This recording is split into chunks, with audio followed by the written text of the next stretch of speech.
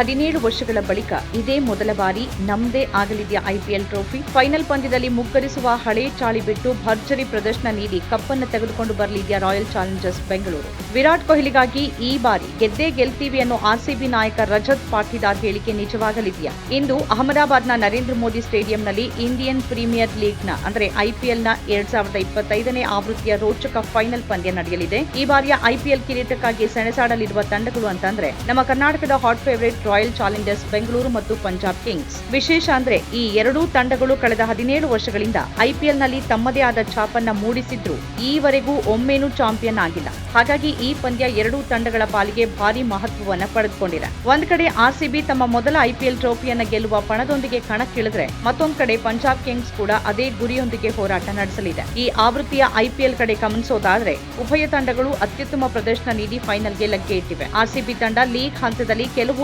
ಏರಿಳಿತಗಳನ್ನ ಕಂಡ್ರು ಕೊನೆ ಹಂತದಲ್ಲಿ ಅದ್ಭುತ ಪ್ರದರ್ಶನದ ಮೂಲಕ ಪ್ಲೇ ಆಫ್ಗೆ ಅರ್ಹತೆ ಗಳಿಸಿತು. ಕ್ವಾಲಿಫೈರ್ 1 ಪಂದ್ಯದಲ್ಲಿ ಪಂಜಾಬ್ ಕಿಂಗ್ಸ್ ತಂಡವನ್ನ ಮಣಿಸಿ ನೇರವಾಗಿ ಫೈನಲ್ಗೆ ಪ್ರವೇಶಿಸಿದೆ ಆರ್ಸಿಬಿ. ಇನ್ನು ಪಂಜಾಬ್ ಕಿಂಗ್ಸ್ ತಂಡ ಈ ಬಾರಿ ಅಬ್ಬರದ ಪ್ರದರ್ಶನ ನೀಡಿದ್ದು ಲೀಗ್ ಹಂತದಲ್ಲಿ ಸ್ಥಿರ ಪ್ರದರ್ಶನದ ಮೂಲಕ ಪ್ಲೇ ಆಫ್ ಸ್ಥಾನವನ್ನ ಖಚಿತಪಡಿಸಿಕೊಳ್ತು. ಕ್ವಾಲಿಫೈಯರ್ 2 ಪಂದ್ಯದಲ್ಲಿ ಮುಂಬೈ ಇಂಡಿಯನ್ಸ್ ತಂಡವನ್ನ ಸೋಲಿಸಿ ಫೈನಲ್ನಲ್ಲಿ ತನ್ನ ಸ್ಥಾನವನ್ನ ಖಚಿತಪಡಿಸಿಕೊಂಡಿದೆ. ಇವತ್ತಿನ ಫೈನಲ್ ಪಂದ್ಯ ಉಭಯ ತಂಡಗಳಿಗೂ ಮಹಾ ಪ್ರತಿಷ್ಠೆಯ ಸೆಣಸಾಟ. ಯಾಕಂದ್ರೆ 17 ವರ್ಷಗಳ ಕಾಯುವಿಕೆಯ ನಂತರ ಒಂದು ತಂಡಕ್ಕೆ ಕೊನೆಗೂ ಐಪಿಎಲ್ ಗೆಲುವಿನ ಸಂಭ್ರಮ ಸಿಗಲಿದೆ. ಆದರೆ ಇನ್ನೊಂದು ತಂಡಕ್ಕೆ ನಿರಾಸೆ ಕಟ್ಟಿಟ್ಟ ಬುತ್ತಿ. ಸಾಮಾಜಿಕ ಮಾಧ್ಯಮಗಳಲ್ಲಿ ಆರ್ಸಿಬಿ, ಪಂಜಾಬ್ ಕಿಂಗ್ಸ್ ಮತ್ತು ಡೆಲ್ಲಿ ಕ್ಯಾಪಿಟಲ್ಸ್ ತಂಡಗಳನ್ನ ಒಟ್ಟಾಗಿ ಐಪಿಎಲ್ನ ಪವಿತ್ರ ತ್ರಿಮೂರ್ತಿಗಳು ಅಂತ ಕರೆಯಲಾಗುತ್ತೆ. ಯಾಕಂದ್ರೆ ಈ ಮೂರೂ ತಂಡಗಳು ಐಪಿಎಲ್ನ ಆರಂಭದಿಂದ ಇದ್ರೂ ಈವರೆಗೂ ಚಾಂಪಿಯನ್ ಆಗಿಲ್ಲ. ಆದ್ರೆ ನಾಳಿನ ಪಂದ್ಯದ ನಂತರ ಈ ತ್ರಿಮೂರ್ತಿಗಳಲ್ಲಿ ಒಂದು ತಂಡ ಪ್ರಶಸ್ತಿಯನ್ನ ಗೆದ್ದು ಬೀಗಲಿದೆ. ಈ ಸಂದರ್ಭದಲ್ಲಿ ಆರ್ಸಿಬಿ ತಂಡದ ಮಾಜಿ ಆಟಗಾರ ಮತ್ತು ವಿರಾಟ್ ಕೊಹ್ಲಿ ಅವರ ಆತ್ಮೀಯ ಮಿತ್ರ ಎಬಿ ಡಿವಿಲಿಯರ್ಸ್ ಅವರು ಕೊಹ್ಲಿ ಅವರನ್ನ ಹುರಿದುಂಬಿಸುವ ಸಂದೇಶವನ್ನ ನೀಡಿದ್ದಾರೆ. ವಿರಾಟ್, ನೀವು ಹೋಗಿ ಆಟವನ್ನ ಆನಂದಿಸಿ, ನಿಮ್ಮ ಮುಖದಲ್ಲಿ ನಗು ಇರ್ಲಿ, ನಾನು ನಿಮ್ಮನ್ನ ನೋಡ್ತಾ ಇರ್ತೇನೆ. ಆ ಐಪಿಎಲ್ ಟ್ರೋಫಿಯನ್ನ ಮನೆಗೆ ತರ್ತೀರಿ ಅಂತ ನಂಬಿದ್ದೇನೆ. ಪಂದ್ಯದ ಪ್ರತಿಯೊಂದು ಕ್ಷಣವನ್ನ ಆನಂದಿಸಿ ಅಂತ ಡಿವಿಲಿಯರ್ಸ್ ಹೇಳಿದ್ದಾರೆ. ಆರ್ಸಿಬಿ ದಿಗ್ಗಜ ಡಿವಿಲಿಯರ್ಸ್ ಅವರ ಈ ಮಾತುಗಳು ವಿರಾಟ್ ಮತ್ತು ಆರ್ಸಿಬಿ ಅಭಿಮಾನಿಗಳಿಗೆ ಇನ್ನಷ್ಟು ಸ್ಫೂರ್ತಿಯನ್ನ ತುಂಬಿದೆ. ಇನ್ನು ಆರ್ಸಿಬಿ ತಂಡದ ನಾಯಕ ರಜತ್ ಪಾಟಿದಾರ್ ಕೂಡ ವಿರಾಟ್ ಕೊಹ್ಲಿಗಾಗಿ ಈ ಟ್ರೋಫಿಯನ್ನ ಗೆಲ್ಲುವ ದೃಢ ನಿರ್ಧಾರವನ್ನ ವ್ಯಕ್ತಪಡಿಸಿದ್ದಾರೆ. ಪಂದ್ಯದ ಮುನ್ನಾ ದಿನ ಮಾತನಾಡಿದ ಅವರು, ನಾವು ಈ ಟ್ರೋಫಿಯನ್ನ ವಿರಾಟ್ಗಾಗಿ ಗೆಲ್ಲೋಕೆ ಪ್ರಯತ್ನಿಸುತ್ತೇವೆ. ಅವರು ವರ್ಷಗಳಿಂದ ಭಾರತ ಮತ್ತು ಆರ್ಸಿಬಿ ತಂಡಕ್ಕಾಗಿ ಅದ್ಭುತವಾಗಿ ಆಡಿದ್ದಾರೆ ಅಂತ ಹೇಳಿದ್ದಾರೆ. ಈಗ ಆಟಗಾರರ ಪ್ರದರ್ಶನದ ಬಗ್ಗೆ ಗಮನ ಹರಿಸೋದಾದ್ರೆ ಆರ್ಸಿಬಿ ತಂಡದಲ್ಲಿ ವಿರಾಟ್ ಕೊಹ್ಲಿ ಈ ಆವೃತ್ತಿಯಲ್ಲಿ ಅದ್ಭುತ ಫಾರ್ಮ್ನಲ್ಲಿದ್ದಾರೆ.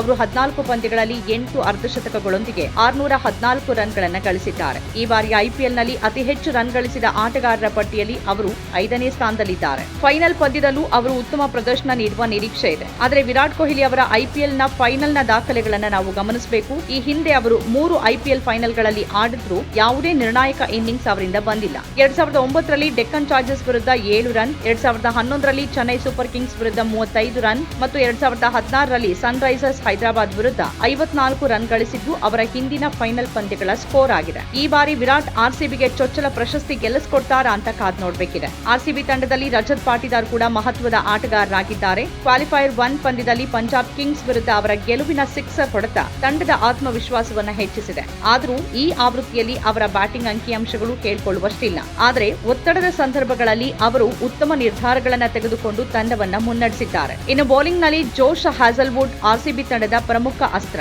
ಅವರು ಈ ಆವೃತ್ತಿಯಲ್ಲಿ 21 ವಿಕೆಟ್ಗಳನ್ನು ಪಡೆದಿದ್ದಾರೆ. ಪಂಜಾಬ್ ಕಿಂಗ್ಸ್ ವಿರುದ್ಧದ 3 ಪಂದ್ಯಗಳಲ್ಲಿ ಅವರು 6 ವಿಕೆಟ್ಗಳನ್ನು ಕಬಳಿಸಿದ್ದಾರೆ. ವಿಶೇಷವಾಗಿ ಪಂಜಾಬ್ ನಾಯಕ ಶ್ರೇಯಸ್ ಅಯ್ಯರ್ ಅವರನ್ನ ಅವರು 4 ಬಾರಿ ಔಟ್ ಮಾಡಿದ್ದಾರೆ. ಇನ್ನು ಪಂಜಾಬ್ ಕಿಂಗ್ಸ್ ತಂಡದ ಬಗ್ಗೆ ಹೇಳೋದಾದ್ರೆ ಅವರ ಯಶಸ್ಸಿಗೆ ಪ್ರಮುಖ ಕಾರಣ ಅವರ ಆರಂಭಿಕ ಬ್ಯಾಟ್ಸ್ಮನ್ಗಳು ಪ್ರಭಸಿಮ್ರನ್ ಸಿಂಗ್, ಪ್ರಿಯಾಂಶ್ ಆರ್ಯ ಮತ್ತು ಮಧ್ಯದಲ್ಲಿ ಆಗಮಿಸಿದ ಜೋಶ್ ಇಂಗ್ಲಿಸ್ ಅವರು ತಂಡಕ್ಕೆ ಉತ್ತಮ ಆರಂಭವನ್ನ ನೀಡಿದ್ದಾರೆ. ಶ್ರೇಯಸ್ ಅಯ್ಯರ್ ಅವರ ನಾಯಕತ್ವ ತಂಡಕ್ಕೆ ಉತ್ತಮ ಬಲ ನೀಡಿದೆ. ಕ್ವಾಲಿಫೈಯರ್ 2 ಪಂದ್ಯದಲ್ಲಿ ಮುಂಬೈ ಇಂಡಿಯನ್ಸ್ ವಿರುದ್ಧ ಕೇವಲ 41 ಎಸೆತಗಳಲ್ಲಿ 87 ರನ್ ಗಳಿಸಿ ತಂಡ ಗೆಲ್ಲುವಲ್ಲಿ ಪ್ರಮುಖ ಪಾತ್ರ ವಹಿಸಿದ್ರು. ಈ ಆವೃತ್ತಿಯಲ್ಲಿ ಅವರು ಅಹಮದಾಬಾದ್ನಲ್ಲಿ ಆಡಿದ 3 ಇನ್ನಿಂಗ್ಸ್ಗಳಲ್ಲಿ ಅಜೇಯ 242 ರನ್ ಗಳಿಸಿದ್ದಾರೆ. ಆದರೆ ಆರ್ಸಿಬಿ ಬೌಲರ್ಗಳ ವಿರುದ್ಧ ಅವರ ಅಂಕಿಅಂಶಗಳು ಅಷ್ಟೇನೂ ಉತ್ತಮವಾಗಿಲ್ಲ. ಜೋಶ್ ಹ್ಯಾಸಲ್ವುಡ್ ಅವರನ್ನ 4 ಬಾರಿ ಮತ್ತು ಕೃಣಾಲ್ ಪಾಂಡ್ಯ 1 ಬಾರಿ ಔಟ್ ಮಾಡಿದ್ದಾರೆ. ಪಂಜಾಬ್ ಕಿಂಗ್ಸ್ನ ಬೌಲಿಂಗ್ನಲ್ಲಿ ಯಜುವೇಂದ್ರ ಚಹಲ್ ಪ್ರಮುಖ ಪಾತ್ರ ವಹಿಸಿದ್ದಾರೆ. ಅವರು ಈ ಆವೃತ್ತಿಯಲ್ಲಿ 15 ವಿಕೆಟ್ಗಳನ್ನು ಪಡೆದಿದ್ದಾರೆ. ಕ್ವಾಲಿಫೈಯರ್ 2 ಪಂದ್ಯದಲ್ಲಿ ಅವರು ಆಡಿದ್ರು ಪೂರ್ಣ ಫಿಟ್ನೆಸ್ನಿಂದ ಇರಲಿಲ್ಲ ಅಂತ ಕೋಚ್ ಹೇಳಿದ್ದಾರೆ. ಒಂದು ವೇಳೆ ಅವರು ಫೈನಲ್ ಪಂದ್ಯಕ್ಕೆ ಲಭ್ಯವಿಲ್ಲದೆ ಇದ್ರೆ ಅದು ಪಂಜಾಬ್ ತಂಡಕ್ಕೆ ಹಿನ್ನಡೆ ಆಗಬಹುದು. ಅರ್ಶದೀಪ್ ಸಿಂಗ್ ಕೂಡ ಪಂಜಾಬ್ ಬೌಲಿಂಗ್ನ ಪ್ರಮುಖ ಅಸ್ತ್ರವಾಗಿದ್ದಾರೆ. ಆದರೆ ಇತ್ತೀಚಿನ ಪಂದ್ಯಗಳಲ್ಲಿ ಅವರ ಪ್ರದರ್ಶನ ಅಷ್ಟೇನೂ ಉತ್ತಮವಾಗಿಲ್ಲ. ಪಂದ್ಯ ನಡೆಯಲಿರುವ ಅಹಮದಾಬಾದ್ನ ನರೇಂದ್ರ ಮೋದಿ ಸ್ಟೇಡಿಯಂನ ಪಿಚ್ ಬಗ್ಗೆ ಮಾತನಾಡುವುದಾದ್ರೆ ಈ ಬಾರಿ ಇದು ಬ್ಯಾಟಿಂಗ್ ಸ್ವರ್ಗ ಅಂತ ಸಾಬೀತಾಗಿದೆ. ಇಲ್ಲಿ ನಡೆದ 8 ಪಂದ್ಯಗಳಲ್ಲಿ 7 ಬಾರಿ ಮೊದಲು ಬ್ಯಾಟ್ ಮಾಡಿದ ತಂಡ 200ಕ್ಕೂ ಹೆಚ್ಚು ರನ್ ಗಳಿಸಿದೆ. ಪಂಜಾಬ್ ಕಿಂಗ್ಸ್ ಈ ಮೈದಾನದಲ್ಲಿ 2 ಪಂದ್ಯಗಳನ್ನ ಆಡಿದ್ದು 2ರಲ್ಲೂ ಗೆಲುವು ಸಾಧಿಸಿದೆ. ಮೊದಲ ಪಂದ್ಯದಲ್ಲಿ ಅವರು 243 ರನ್ ಗಳಿಸಿದ್ರು. ಆರ್ಸಿಬಿ ತಂಡಕ್ಕೆ ಈ ಮೈದಾನದಲ್ಲಿ ಇದು ಮೊದಲ ಪಂದ್ಯ ಆಗಿರೋದ್ರಿಂದ ಪರಿಸ್ಥಿತಿಗಳಿಗೆ ಹೊಂದಿಕೊಳ್ಳುವುದು ಅವರಿಗೆ ಮುಖ್ಯ ಆಗಲಿದೆ. ಹವಾಮಾನದ ಬಗ್ಗೆ ಮುನ್ಸೂಚನೆ ನೀಡೋದಾದ್ರೆ ಪಂದ್ಯದ ದಿನ ಮಳೆಯಾಗುವ ಸಂಭವವಿದೆ, ಆದರೆ ಅದು ಕಡಿಮೆ ಪ್ರಮಾಣದಲ್ಲಿ ಇರಬಹುದು. ಒಂದು ವೇಳೆ ಪಂದ್ಯ ನಿಗದಿತ ದಿನದಂದು ಪೂರ್ಣಗೊಳ್ಳದೇ ಇದ್ರೆ ಮೀಸಲು ದಿನವನ್ನು ಕೂಡ ಇಡಲಾಗಿದೆ. ತಂಡಗಳ ಸಂಭಾವ್ಯ ಆಡುವ ಬಳಗವನ್ನು ಗಮನಿಸೋದಾದ್ರೆ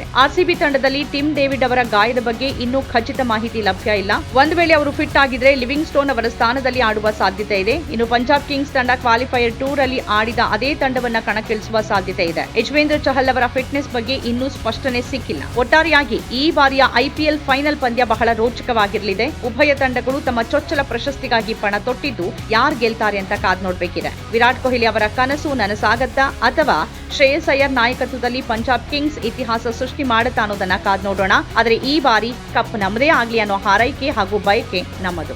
ನಮ್ಮ ಕಾರ್ಯಕ್ರಮಗಳನ್ನ ನೀವು ನೋಡ್ತಾ ಇದ್ರೆ ನಮ್ಮ ಚಾನೆಲ್ ಅನ್ನ ಸಬ್ಸ್ಕ್ರೈಬ್ ಮಾಡಿ, ಪಕ್ಕದ ಬೆಲ್ ಐಕಾನ್ ಒತ್ತಿ ನಮ್ಮನ್ನ ಬೆಂಬಲಿಸಿ. ಹಾಗೆ ನಮ್ಮ ಕಾರ್ಯಕ್ರಮಗಳನ್ನ ಲೈಕ್ ಮಾಡಿ, ಕಮೆಂಟ್ ಮಾಡಿ, ಅದನ್ನ ಬೇರೆಯವರಿಗೂ ವಾಟ್ಸ್ಆಪ್ ಮೂಲಕ ಶೇರ್ ಮಾಡಿ. ನೀವು ಹೀಗೆ ಮಾಡಿದಾಗ ನಮ್ಮ ಚಾನೆಲ್ ಮತ್ತಷ್ಟು ಜನರಿಗೆ ತಲುಪಲು ನೀವು ನಮ್ಮೊಂದಿಗೆ ಸಹಕರಿಸಿದ ಹಾಗಾಗುತ್ತೆ. ಇದು ನೀವು ಯಾವುದೇ ಖರ್ಚಿಲ್ಲದೆ ಕೆಲವೇ ಸೆಕೆಂಡುಗಳಲ್ಲಿ ನೀಡಬಹುದಾದ ಸಹಕಾರ. ಧನ್ಯವಾದಗಳು.